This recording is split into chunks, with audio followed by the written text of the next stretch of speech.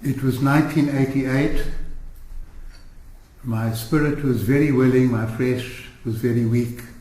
I'd just come out of hospital after recovering from the bomb blast. And I received a visitor, Schuller Marx, who's here this evening. Schuller came to see me to ask how I was getting on. I was very happy to tell her I was recovering quite well. What was I planning to do? I said, well, I'm not quite sure. I'd lost my arm and the watch I got when I was 13 and my signature and my job and my home. And I was really kind of at very much a loose end. She said, what would you like to do? And I said, I'd love to work on ideas for a new constitution for democratic South Africa. And she said, great. She was then director of the Institute of Commonwealth Studies. It was then in Russell Square. She said, we've got a bathroom upstairs that we don't use. Apparently intellectuals don't bath anymore in England.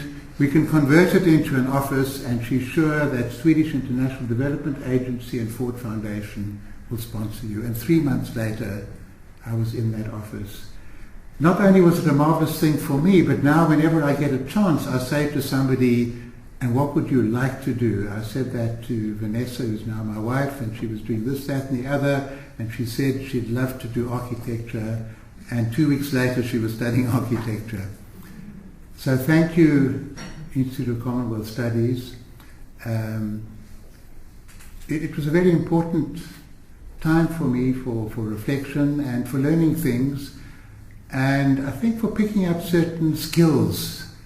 Academic life can be quite sharp, and sometimes you need, even if you've only got one elbow, you need quite a sharp elbow, and you learn how to handle hot potatoes. And of course the whole question of decriminalizing sodomy, which is a specific law that's targeted, is a hot potato. Now what do you do about hot potatoes? You can just try and gobble them up, and of course you scald your mouth. That's not very good. You can throw them away, and then you're losing all the nutrition. Or you can allow the hot potato just to cool down a little bit, maybe blow on it so that it will cool down, and then examine it and see if you like it or not. And I think this is precisely the kind of approach that any institution, happens to be an issue that's being raised at the level of the Commonwealth, should adopt in relation to an issue like that. In South Africa, we had a special journey as far as the whole question of what's sometimes called minority sexual preference community people. And again, I'm going to reminisce, but I remember I was in Lusaka. It was now already working on the vision of a new South Africa, to have debates and discussions in the Constitutional Committee of the ANC. And somebody gives me, you remember those days when all faxes were on that paper with the perforated edges, and you tear off the edges, and it's faint, it's quite difficult to read, and single space, long before email. And this was a long piece, and he said, Comrade Albie, can you give us your opinion on this? And I read it, and it came from somebody who was in Umkhonto Wesizwe with the armed wing of the ANC, deep, deep, deep underground, risking his life for freedom in South Africa. And he said, I'm fighting for freedom for everybody in this country. I happen to be homosexual. When we get freedom for everyone in South Africa, will I have freedom? Or will I be sent to jail? And this was being passed around and discussed. And a number of people very active in our struggle, the person who drove Nelson Mandela at the time when he was captured and sent to prison for life, Cecil Williams, theatre personality. We used to use the word homo in those days. We all knew that he was a homo, willing to give his life for freedom in South Africa. Simon Nkosi, in jail with the Black Consciousness Movement generation, and he came out to his colleagues and comrades that he happened to be attracted to men, not to women, and they had intense debates and discussions in prison on Robben Island and so on. And eventually it was the women's section of the ANC that at a mandated conference took a decision, amongst other things, dealing with the future South Africa they envisaged, that there should be no discrimination against people because of their sexual orientation. And that fed into the ANC draft Bill of Rights before we had a constitution. It was involved in the debates on the constitution and eventually became a clause in our constitution. The constitution says no discrimination, no unfair discrimination is permissible against people on grounds of race, colour, creed, disability, origin. Is a long, long list, and it includes sexual orientation.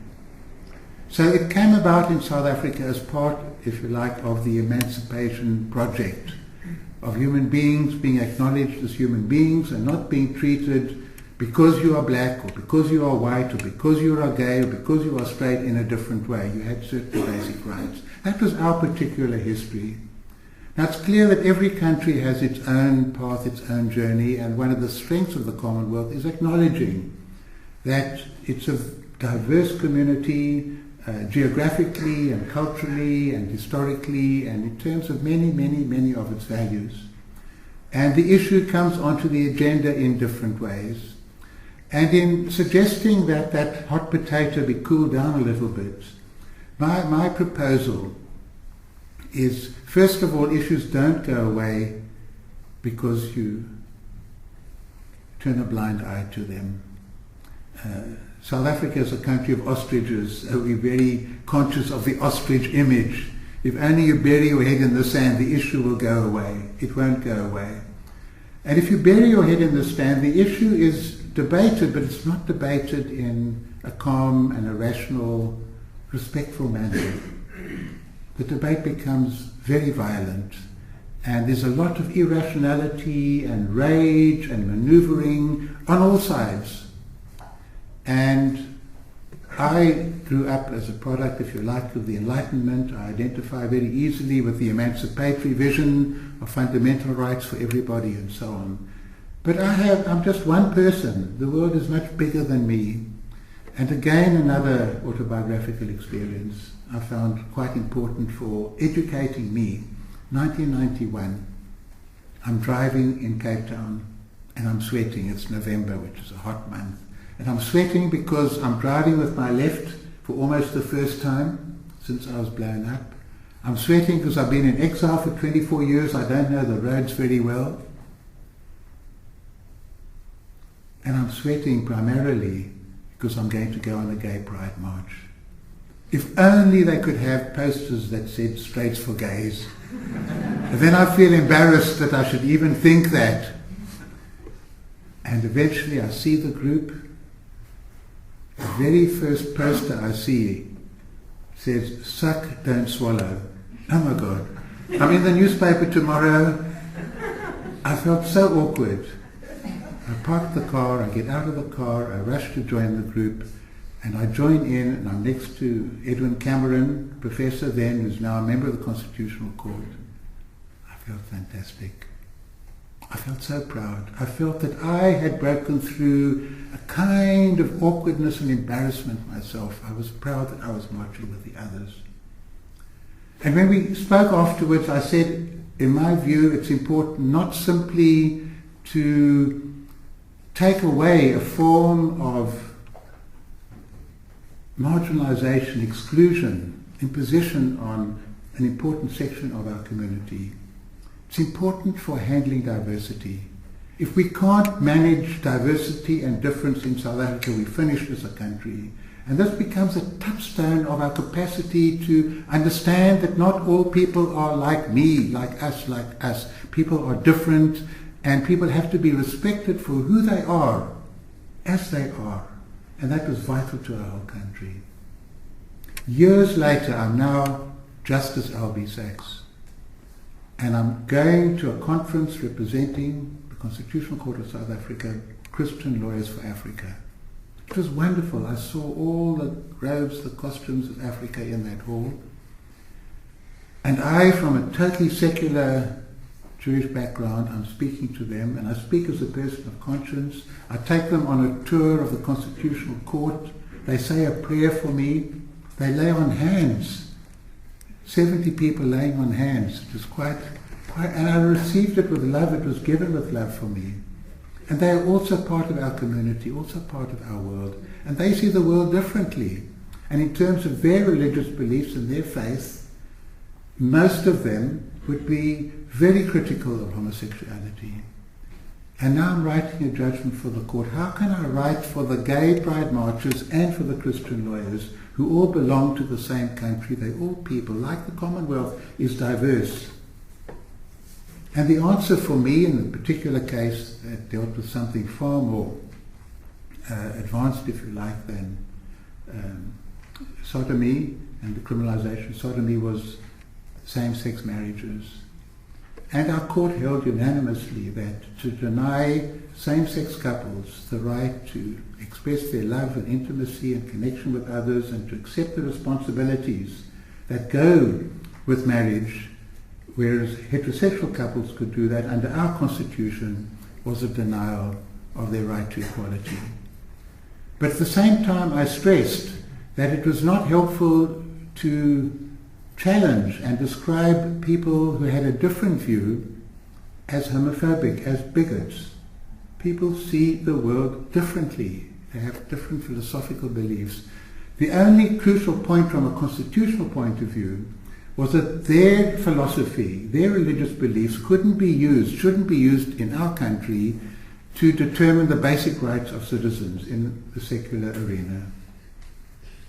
But what was important was to change the debate from being a debate between the enlightened on the one hand and the benighted on the other, the emancipated and the bigots, into a coexistence of different worldviews and outlooks. And then what role does the law play in that? And the law doesn't privilege one view over the other. The law, the same constitution that protected the rights of same-sex couples to marry, that same constitution protected the rights of religious communities not to be compelled to celebrate marriages that were against their faith, and protected their freedom of religion without allowing their religious beliefs to become part of the state program. The Commonwealth isn't being asked to consider same-sex marriages at all. It's simply being asked to consider whether or not it's permissible to send people to jail because they happen to develop intimate relationships that express themselves in sexual terms with people of the same sex for whom they have a particular attraction. And it might be that the Commonwealth will agree to disagree on that. When I was on the International Bioethics Committee of UNESCO, the question of stem cell research was a very, very hot one. We just couldn't get agreement.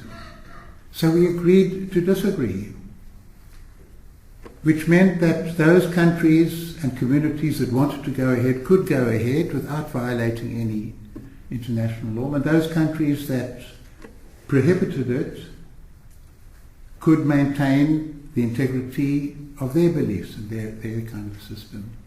And really what I would urge then, in terms of any upcoming debates, is that that hot potato not be made hotter and hotter by people breathing fire onto it, but little bits of cool air blown onto it, so that there can be a calmer debate, a rational debate, a fair debate, each side respecting the positions of the other without labels, without name calling, with a view to enhancing ultimately what I think is a foundational value of the whole Commonwealth family community, and that is respect for human dignity. And respect for human dignity means respect for dialogue. It means listening, giving a voice to everybody, discussing issues openly and fairly, carrying the theme as far as you feel you can fairly go without forcing anybody's views on anybody else.